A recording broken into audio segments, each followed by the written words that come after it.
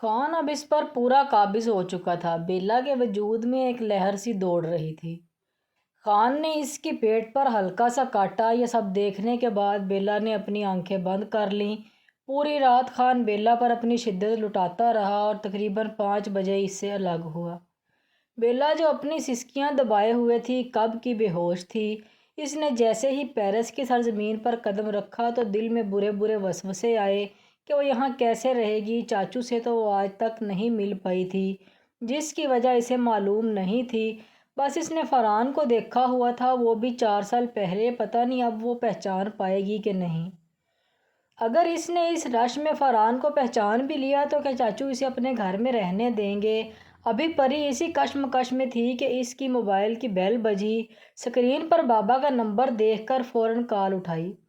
شہاب صاحب نے اسے بتایا کہ فرحان اسے پک کرنے کے لیے چل پڑا ہے، بس راستے میں ہوگا اور 1 گھنٹے تک ایئرپورٹ پہنچ جائے گا۔ کبیر نے جولی کے لیے ایک پیارا سا بریسلٹ لیا اور اب اس کا ارادہ حیدر کی بہن کو ایئرپورٹ سے پک کرنا تھا۔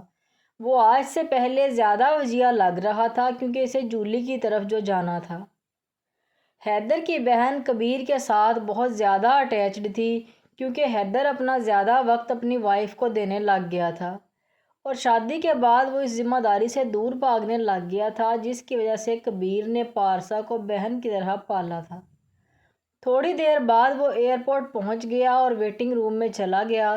تھوڑی دیر بعد وہ اسے دکھائی دی، ریڈ ٹاپ، بلیک جینز، گلے میں مفلر۔ تھوڑا سا پاس جا کر دیکھا تو اور شاک ہوا جب اس کی آنکھوں کا رنگ دیکھا۔ کبیر کی سمجھ میں نہ آیا کہ اتنے سے عرصے میں اس کی آنکھیں بلیک کیسے ہو گئیں۔ پری نے جب اسے دیکھا تو اس کا بھی کچھ ایسا ہی ری ایکشن تھا۔ کہاں وہ سانولے رنگ کا فرحان ہوا کرتا تھا کسی زمانے میں، اور کہاں رنگ ہی نکال لیا اور قد بھی بڑھا لیا اس نے تو۔ پھر آگے بڑھ کر اس کی طرف آئی۔ کبیر بھی اپنی سوچ کو جھٹلا کر اس کی طرف آیا اور پھر اچانک سے اس کو پکڑ کر کس کر اپنے سینے سے لگایا۔ دوسری طرف پری، جس کی سانس اوپر نیچے ہونے لگی تھی بلکہ اب اسے سانس لینا بھی مشکل لگ رہا تھا۔ کچھ دیر بعد کبیر نے اسے دور کیا۔ میری جان تو اتنی بڑی ہو گئی ہے میں تو پہچان بھی نہ سکا۔ کبیر نے اپنی بات کا آغاز کیا اور اس کے ہاتھ سے بیگز لے کر گاڑی میں رکھے۔ اب وہ دونوں گاڑی میں بیٹھ چکے تھے۔ کبیر پارسا کو پیار سے پری کہتا تھا، اس لیے وہ بات بات پر اسے پری کہہ کر پکارتا تھا۔ پری پہلے برداشت کرتی رہی اور پھر اچانک اس کے صبر کا پیمانہ لبریز ہو گیا۔ بس بہت ہوا، کب سے پری پری لگایا ہوا ہے۔ اچانک پری پھٹ پڑی۔ اس پر کبیر بہت حیران ہوا۔ یہ کیا کہہ رہی ہو؟ پری نام تو میں نے رکھا تھا، تمہارے خان بابا نے۔ کبیر نے اسے وضاحت دینی چاہی۔ کیا فضول بکواس کیے جا رہے ہو؟ پری نے کبیر سے کہا۔ لیکن پارسا، کبیر ابھی بولنے ہی والا تھا کہ پری پارسا کا نام سن کر بلبلا اٹھی۔ پریشے، پریشے نام ہے میرا، آئی سمجھ، پریشے ابابیل، سن لو کان کھول کر۔ کبیر نے فوراً گاڑی کو بریک لگائی۔ کیا تم پریشے ابابیل؟ پریشے اگر اتنا ہی مشکل نام ہے تو تم مجھے بیلا بھی کہہ سکتے ہو۔ ہاں، پر پری کہنے کی جرات مت کرنا، یہ صرف مجھے میرے بابا کہہ سکتے ہیں۔ کبیر کو اس کی بات سے کوفت ہونے لگی تھی۔ وہ اب فون پر کسی سے بات کر رہا تھا، جس کے بعد اس نے سکھ کا سانس لیا۔ ویسے بیلا بھی اچھا نام ہے۔ کبیر نے اس کے چہرے کو بغور دیکھ کر اسمائل پاس کی۔ اگر تمہارا ہو گیا ہو تو ہم گھر چلیں۔ بیلا کو اب اس پر غصہ آ رہا تھا۔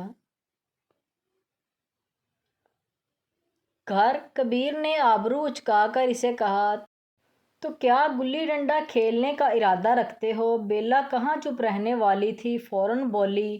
اس پر کبیر نے غصے سے اس کی طرف دیکھا۔ میڈم، لمٹس میں رہیں، کہیں لینے کے دینے نہ پڑ جائیں۔ یہ پیرس ہے، نہ کہ تمہارا پاکستان۔ آئی بات سمجھ میں؟ کبیر نے ایک نگاہ اس کے سراپے پر ڈالی اور گاڑی روک دی۔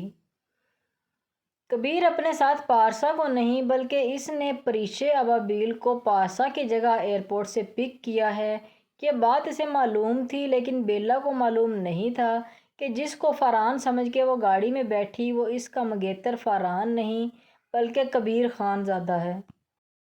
گاڑی کو بریک لگی تو بیلا نے سکون کا سانس لیا اور گاڑی سے نکلنے لگی، لیکن کبیر نے اس کا ہاتھ اپنے ہاتھ میں پکڑ لیا۔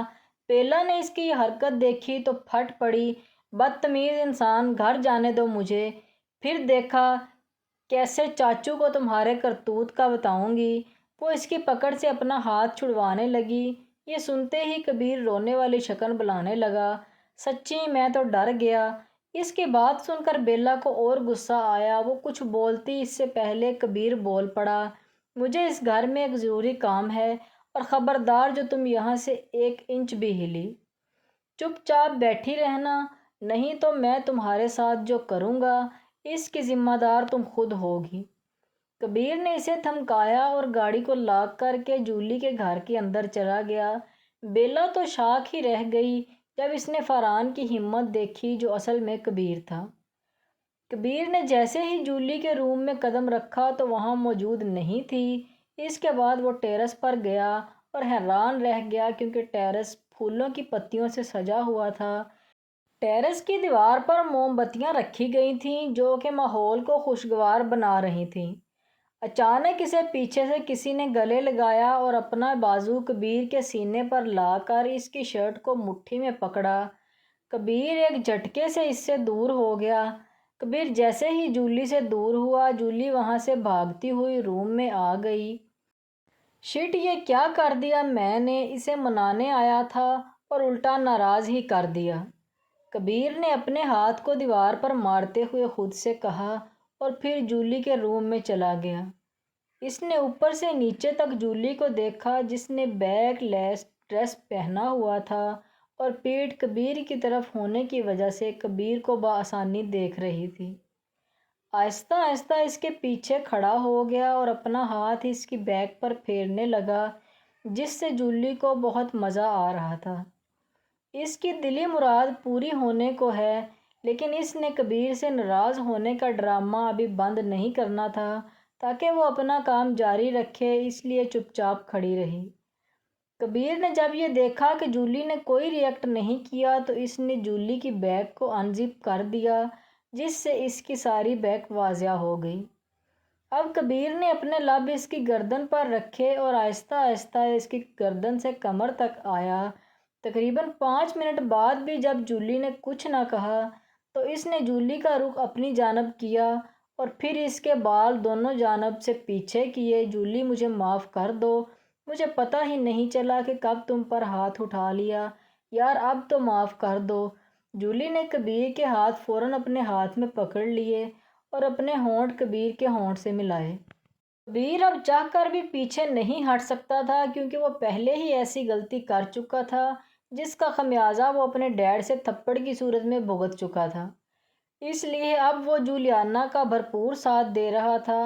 جولی نے اپنے دونوں ہاتھوں سے کبیر کی شرٹ کے بٹن کھول کر اس کی شرٹ اتار دی۔ دوسری طرف بیلا کو گاڑی میں بیٹھے 1 گھنٹہ ہو چکا تھا لیکن وہ ابھی تک باہر نہیں نکلا تھا۔ پتہ نہیں وہ اندر کیا کر رہا ہے، یہ سوچ کر اس نے اندر جانے کا فیصلہ کیا۔ اندر پہنچ کر اسے ہر طرف اندھیرا دکھائی دیا سوائے ایک روم کے۔ پہلے تو اس نے واپس جانے کا سوچا کہ اگر فاران کو پتہ چل گیا تو نہ جانے وہ اس کے ساتھ کیا سلوک کرے گا، لیکن پھر اس نے سوچا کہ وہ اس کا منگیتر ہے، اس کے بارے میں خبر تو رکھنی چاہیے۔ یہی سوچ کر وہ اندر جانے کے لیے تھوڑا نزدیک گئی تو ان دونوں کو کسنگ میں مشغول دیکھا۔ یہ دیکھ کر بیلا کے ہوش ہی اڑ گئے۔ چھی چھی، بے شرم گھٹیا انسان، اب دیکھنا کیسے مزہ چکھاتی ہوں تمہیں۔ یہ کہہ کر اس نے فوراً موبائل نکالا اور ویڈیو بنانے لگی۔